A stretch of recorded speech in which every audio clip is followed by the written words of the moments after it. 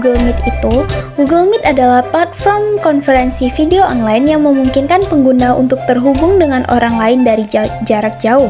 Tujuannya untuk berkomunikasi melalui panggilan video dan audio, serta berbagi layar dan berkolaborasi dalam waktu nyata. Google Meet memiliki banyak sekali fitur-fitur. Yang pertama itu ada maksimal 100 peserta. Aplikasi ini memungkinkan maksimum 100 peserta berada di dalam ruangan rapat berdurasi hingga 60 menit. Yang kedua itu fitur chat. Peserta rapat bisa berkirim pesan dengan peserta lainnya secara langsung. Yang ketiga, berbagi layar. Peserta bisa mempresentasikan jendela aplikasi atau seluruh layar kepada peserta rapat lainnya. Yang keempat, sesuaikan audio dan kamera. Setelah mengklik link rapat, peserta bisa mengaktifkan atau menonaktifkan kamera dan mikrofon. Peserta juga bisa melihat ketentuan audio atau kamera peserta lainnya. Yang selanjutnya, yang kelima, yaitu mengontrol rapat. Demi alasan privasi, peserta tidak bisa menonaktifkan audio peserta lain.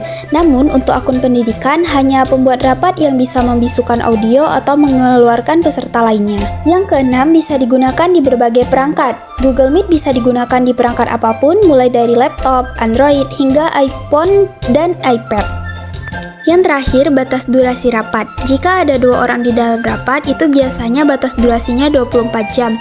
Dan jika ada 3 orang dalam rapat atau lebih, itu biasanya batas durasinya adalah 1 jam. Pertama-tama masuk kepada aplikasi Google Meet, lalu kita bisa mendaftarkan akun kita. Lalu pencet baru, buat link, lalu kita bisa membagikan link itu kepada teman-teman ataupun rekan kerja. Setelah itu, untuk bergabung ke rapat, itu kita bisa mengklik link yang ada pada yang sudah kita share tadi. Masuk menggunakan akun Google.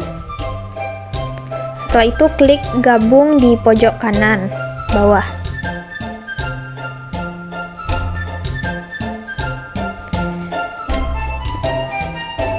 Kita juga bisa menggunakan PIN untuk masuk ke rapat. Tinggal salin PIN-nya, klik gabung ke rapat, lalu tempelkan.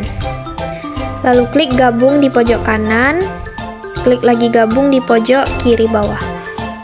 Google Meet memiliki banyak fitur-fitur yang telah saya jelaskan tadi. Yang pertama itu kita bisa mengaktifkan dan menonaktifkan kamera serta mikrofon.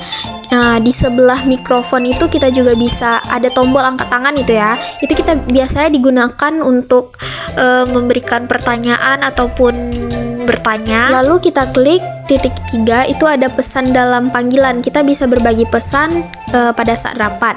Kita juga dapat membagikan layar, membagikan apapun, biasanya itu digunakan untuk agar kita bisa mempresentasikan. Lalu kita bisa menggunakan teks saat orang berbicara, itu akan muncul bacaan-bacaan teks. Lalu kita bisa mengontrol apapun yang ada pada rapat itu, seperti mengizinkan untuk membagikan layar, berkirim pesan. Kita juga dapat membatasi akses dari rapat tersebut, apakah rapat itu boleh dimasuki oleh siapa saja ataupun bisa dibatasi, perlu izin terlebih dahulu dari penyelenggara. Lalu di titik 3 pada kolom kamera kita, itu kita bisa memperkecilkan video ataupun memperbesar video kita sendiri. Apa sih Google Drive itu? Google Drive adalah layanan penyimpanan berbasis cloud yang dikembangkan oleh Google. Layanan ini memungkinkan pengguna untuk menyimpan, berbagi, dan mengakses berbagai jenis file seperti dokumen, foto, video, dan lainnya secara online. Google Drive bertujuan untuk memberikan kemudahan dalam menyimpan file secara aman di cloud, sehingga pengguna tidak perlu khawatir kehilangan data akibat kerusakan perangkat atau kehilangan file. Google Drive memiliki banyak sekali fitur-fitur, namun di sini saya akan menjelaskan 4 fitur yang sering digunakan oleh orang-orang ketika menggunakan Google Drive. Yang pertama itu integrasi dengan produk lain. Fitur ini berintegrasi dengan produk Google lainnya seperti Google Doc, Google Sheet, Google Slide. Nah, file yang sudah kita simpan pada Google Drive itu bisa kita edit kembali dengan menggunakan fitur ini tanpa harus mendownload file tersebut. Yang kedua, kapasitas penyimpanan. Google Drive memberikan kapasitas penyimpanan sebesar 15 GB, sedangkan untuk Google Drive Premium itu kita mendapatkan 30 GB. Yang selanjutnya yaitu sharing dan privasi hak akses. Kita dapat berbagi file dengan rekan ataupun teman kita dengan cara memasukkan email partner kita, lalu partner kita sudah bisa mendapatkan file tersebut.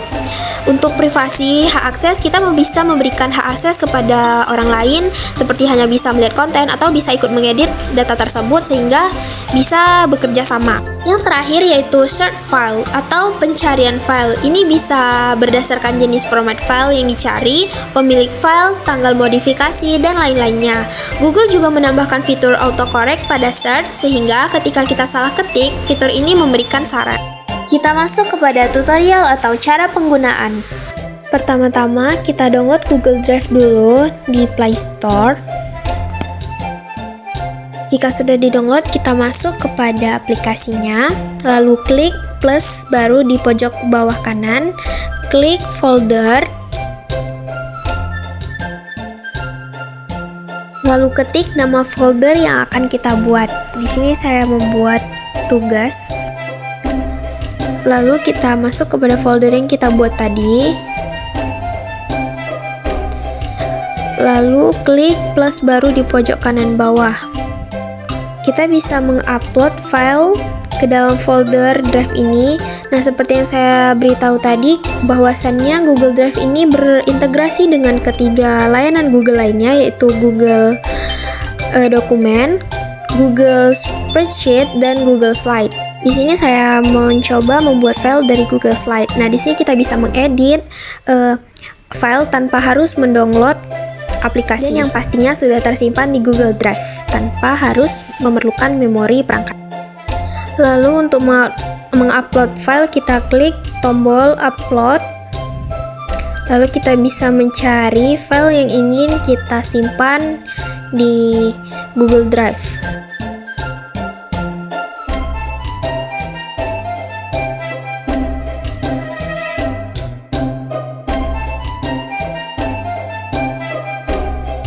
Lalu setelah file terupload, kita klik titik 3, klik kelola akses. Di sini kita bisa mengatur siapa saja yang bisa membuka file yang telah kita upload.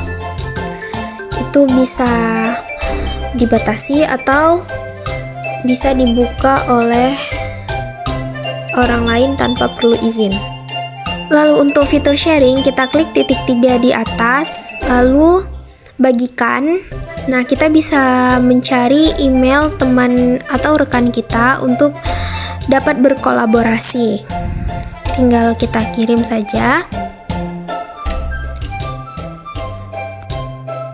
Lalu, agar teman kita dapat masuk tanpa perlu izin, kita klik lagi titik 3 di atas.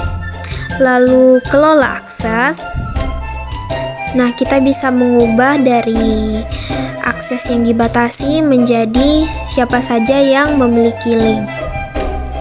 Jadi teman kita bisa masuk tanpa perlu izin. Untuk fitur search file, kita bisa klik telusuri di Drive. Lalu kita ketik nama dari file kita atau format file kita tadi. Lalu kita klik. Nah, Google Drive juga memiliki banyak fitur. Kita bisa melihat file-file yang telah kita hapus sebelumnya. Nah, item yang dihapus ini bertahan selama 30 hari sebelum dihapus permanen. Ada juga yang saya sebutkan tadi bahwa penyimpanan di Google Drive ini yaitu 15 GB. Baiklah, hanya segitu saja yang dapat saya sampaikan. Semoga bermanfaat dan thank you for watching.